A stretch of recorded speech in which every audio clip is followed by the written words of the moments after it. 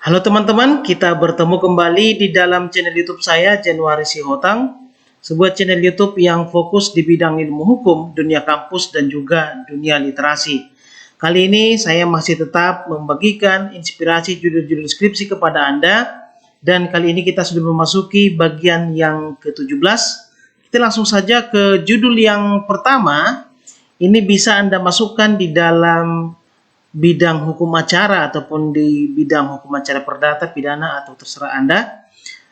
Judulnya adalah batasan terhadap imunitas advokat yang diperluas berdasarkan putusan Mahkamah Konstitusi nomor 26 garis miring PUU X garis miring 2013.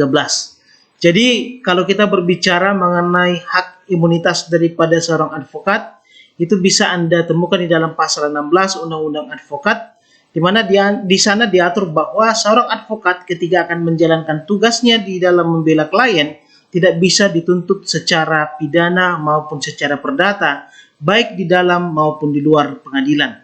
Jadi ini sangat jelas diatur di dalam undang-undang, dan kemudian ini diperkuat kembali di dalam putusan Mahkamah Konstitusi tahun 2013. Yang menjadi pertanyaan kemudian adalah kenapa hak imunitas advokat itu harus ada. Kemudian yang kedua, apa batasan-batasannya? Pada saat kapan seorang advokat melekat hak imunitas dan pada saat kapan dia bisa digugat ataupun dituntut ketika melaksanakan hal-hal yang di luar batas kewajaran atau bertentangan dengan undang-undang. Nah, untuk menyelesaikan ini, kita buat dua rumusan masalah.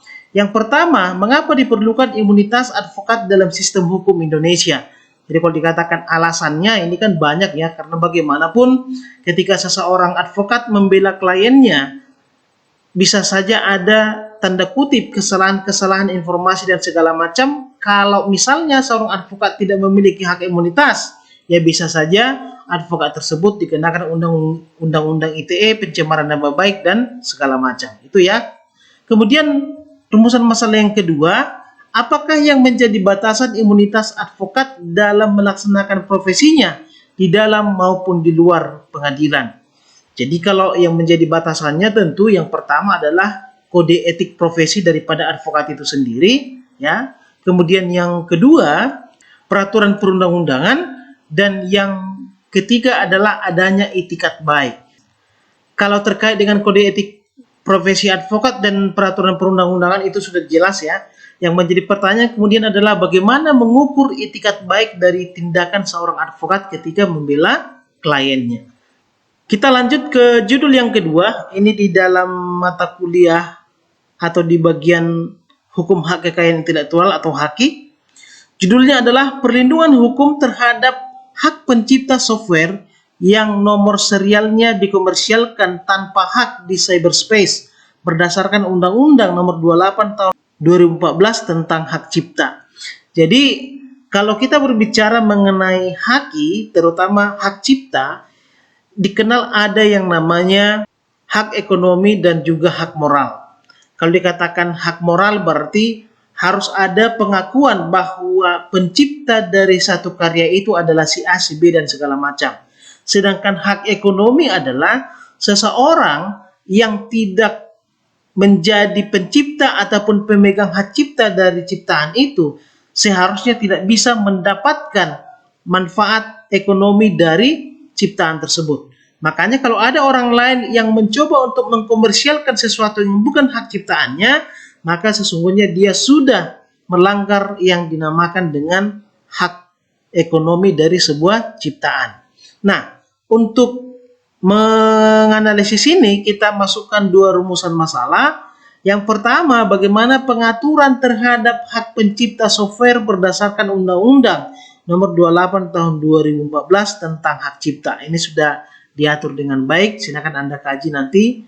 Lalu kemudian yang kedua, bagaimana perlindungan hukum terhadap hak pencipta software yang nomor serialnya dikomersialkan. Jadi kembali nanti kalau Anda mau mengkaji ini, berangkat dari dua hak utama, yaitu hak moral dan hak ekonomi. Kita masuk ke judul yang ketiga, ini di bidang hukum tata negara, yaitu asas kepastian hukum dalam implementasi putusan Mahkamah Konstitusi berbentuk peraturan lembaga negara dan peraturan pemerintah pengganti undang-undang. Jadi teman-teman, salah satu persoalan utama sekarang dari Mahkamah Konstitusi adalah bagaimana eksekusi dari putusan-putusannya. Kalau lembaga-lembaga lain memiliki alat-alat untuk mengeksekusi putusannya, maka Mahkamah Konstitusi tidak memiliki itu. Artinya bahwa putusan-putusan Mahkamah Konstitusi itu baru bisa dieksekusi tergantung dari kesadaran lembaga-lembaga yang berwenang untuk membentuk undang-undang. Kalau Anda baca dalam Undang-Undang Nomor 12 Tahun 2011, di sana diatur dengan jelas bahwa implementasi daripada putusan Mahkamah Konstitusi atau tindak lanjut daripada putusan Mahkamah Konstitusi itu diatur di dalam bentuk undang-undang. Tetapi ternyata dalam praktiknya teman-teman, bahwa tindak lanjut daripada putusan Mahkamah Konstitusi itu tidak selalu di dalam bentuk undang-undang. Salah satu contoh yang saya berikan adalah ketika pada tahun 2018 Mahkamah Konstitusi membuat putusan bahwa seorang calon anggota DPD itu tidak boleh pengurus partai politik. Dan ternyata tindak lanjut dari putusan Mahkamah Konstitusi itu tidak diatur di dalam Undang-Undang Pemilu atau di dalam perubahan Undang-Undang Pemilu, yaitu Undang-Undang Nomor 7 Tahun 2017. Tetapi yang terjadi adalah justru itu diatur di dalam peraturan KPU atau peraturan Komisi Pemilihan Umum. Dan ini jelas-jelas tidak sesuai dengan ketentuan yang ada di dalam Undang-Undang Nomor 12 Tahun 2011 tentang pembentukan peraturan perundang-undangan. Nah, kalau ini terjadi berarti ada semacam ketidakpastian hukum bagaimana bentuk dari tindak lanjut putusan Mahkamah Konstitusi. Nah, untuk menyelesaikan ini kita buat dua rumusan masalah. Yang pertama, bagaimana implementasi putusan Mahkamah Konstitusi dan implikasinya dalam bentuk produk hukum non-undang-undang atau peraturan lembaga negara. Ini sudah saya jelaskan tadi. Kemudian yang kedua, bagaimana asas kepastian hukum pelaksanaan putusan Mahkamah Konstitusi dalam peraturan lembaga negara dan peraturan pemerintah pengganti undang-undang. Jadi kalau faktanya seperti itu, maka memang benar di sana tidak ada kepastian hukum.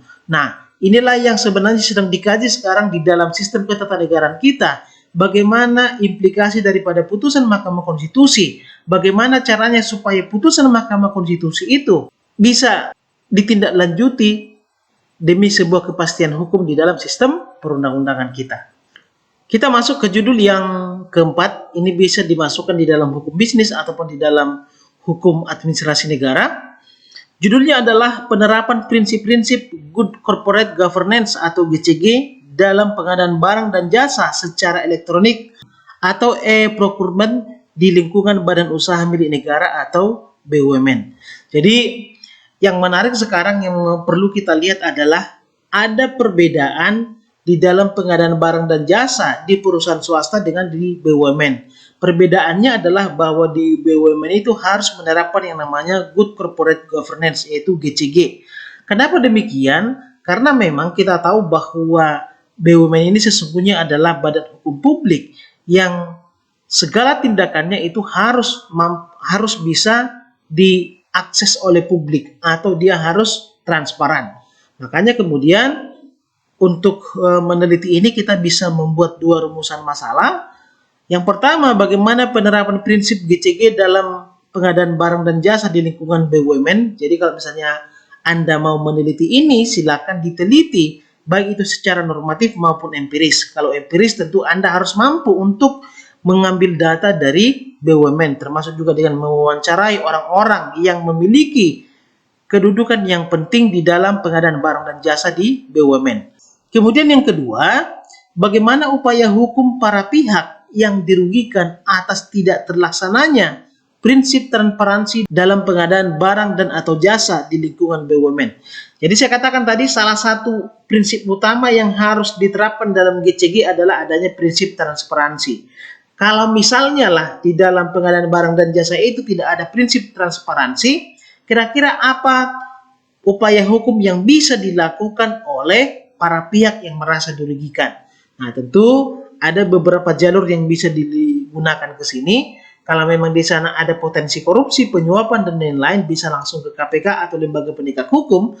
Tapi kalau misalnya di sana ada semacam tindakan yang melanggar persaingan usaha, bisa dilakukan upaya hukum ke KPPU atau Komisi Pengawas Persaingan Usaha. Sekarang kita masuk ke judul yang kelima. Ini bisa Anda kelompokkan di dalam hukum perburuan atau hukum ketenagakerjaan, atau bisa juga di dalam hukum perdata karena di sini ada perjanjian, bisa juga di dalam hukum administrasi negara ataupun di dalam hukum tata negara. Jadi tergantung nanti dari segi mana Anda meneliti judul ini. Judulnya adalah eksistensi perlindungan hukum terhadap pekerja rumah tangga di Indonesia. Nah, kenapa pembahasan mengenai pekerja rumah tangga atau PRT ini menjadi sangat menarik di Indonesia? Karena kalau kita lihat di dalam hukum ketenagakerjaan, bahwa eksistensi daripada PRT itu merupakan pekerjaan informal. Di dalam Undang-Undang Ketenagakerjaan kita ternyata tidak diatur secara rinci dan baik mengenai bagaimana perlindungan terhadap pekerja rumah tangga. Kalau Anda baca undang-undang yang terkait dengan pekerja rumah tangga, mungkin hanya Undang-Undang KDRT yang mengatur agak baik mengenai PRT ini, termasuk perlindungan dari upaya kekerasan majikan. Salah satu contoh yang bisa Anda jadikan tolok ukur bahwa perlindungan PRT ini belum maksimal adalah bahwa pekerja rumah tangga itu belum ada yang pertama standar gajinya, ya. Kemudian yang kedua, belum ada perlindungan baik itu BPJS Kesehatan maupun BPJS Ketenagakerjaan. Belum lagi jaminan-jaminan perlindungan sosial yang lain yang membuat pekerja rumah tangga itu seolah terlupakan. Padahal di negara kita, pekerja rumah tangga itu menempati porsi yang sangat besar karena jutaan bahkan mungkin puluhan juta orang-orang bekerja di sektor pekerja rumah tangga. Nah, untuk menganalisis ini kita bisa menggunakan dua rumusan masalah. Yang pertama, apa urgensi perlindungan hukum terhadap pekerja rumah tangga di Indonesia? Kalau dikatakan urgensinya, saya sudah jelaskan tadi latar belakang singkatnya, bahwa memang perlindungan terhadap PRT itu sangat minim di Indonesia.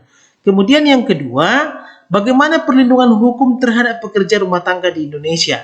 Jadi, kalau dikatakan bagaimana perlindungan hukumnya, ini bisa dilihat nanti dari beberapa aspek. Misalnya yang pertama mengenai pengkajian atau pengupahannya, apakah harus sesuai dengan UMR, UMP, dan segala macam. Kemudian juga ada perlindungan sosialnya, di sana ada BPJS Kesehatan, BPJS Ketenagakerjaan, dan lain-lain. Oke, saya rasa demikian dulu teman-teman. Semoga video ini bermanfaat. Kita bertemu di part-part yang selanjutnya dengan judul-judul yang lebih menarik lagi. Terima kasih.